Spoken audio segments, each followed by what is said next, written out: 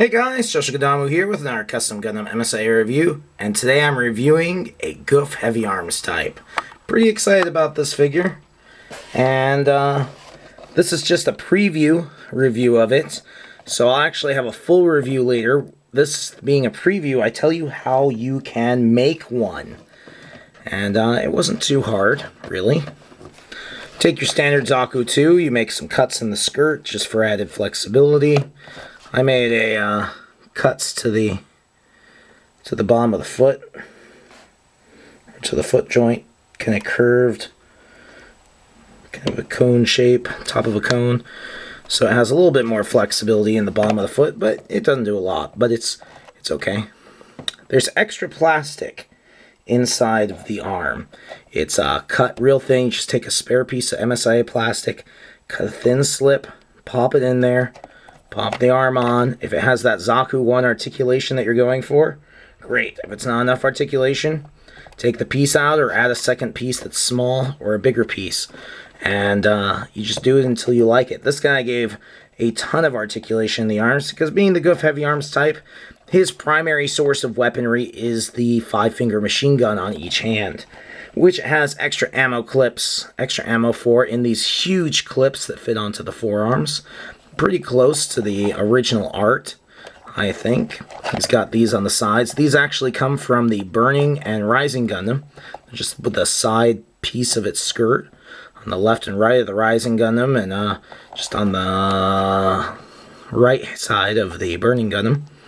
So it took a few of those, but they were just spare parts that I used. And you could just use any Zaku 2 spike armors. I chose to use the Johnny Rydens because recently some people traded me some parts, Johnny Rydens, and so I had them floating around. And so I thought, hey, let's give this thing an extra sharp, look to it. The head is probably the hardest part of this entire figure to make. Another thing, you do need another 5-finger machine gun, so you take one from another Gouf, and you cut the thumb and from over on this side, and you just pop it over here. I've used a little epoxy putty to fill in the gaps. I still need to do a little bit more of that. Like I said, this is just the preview. I'll give a full review of it once it's done. This is from a Heavyarms. Oops. The headpiece is from the Heavyarms. I just cut off the second piece and glued that on. Remove the commander's antenna. And this also is from the Heavyarms. And that's the hardest part. You're supposed to have a little Vulcan here.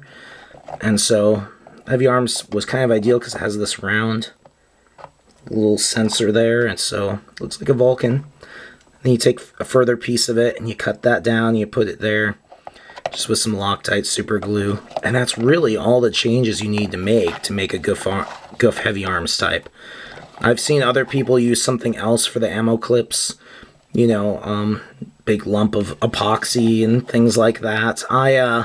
I want something that had a little bit of detail to it. They're not 100% perfect, but I think they're pretty good. I like the little triangle on them, kind of like a little warning, this is ammo, don't blow me up kind of thing. Well, let me know what you think of this. Like I said, not painted yet. This is just the preview of the figure, kind of a how to build your own tutorial. I hope it's useful. I hope it's inspirational. We host custom Gundam contests here on our channel, so feel free to enter one of those here in the future. We'll host a contest to celebrate every 1,000 subscribers. And at the making of this video, which is February 2015, we have a contest coming up in March for custom Gundams. Well, if you're looking for Gundam MSA action figures or other cool toys, make sure to check out our eBay store, Gundams R Us, your favorite arms dealer. There's a link down below in the more info area, and we get new stuff all the time, and sometimes I even sell customs. Catch you guys later.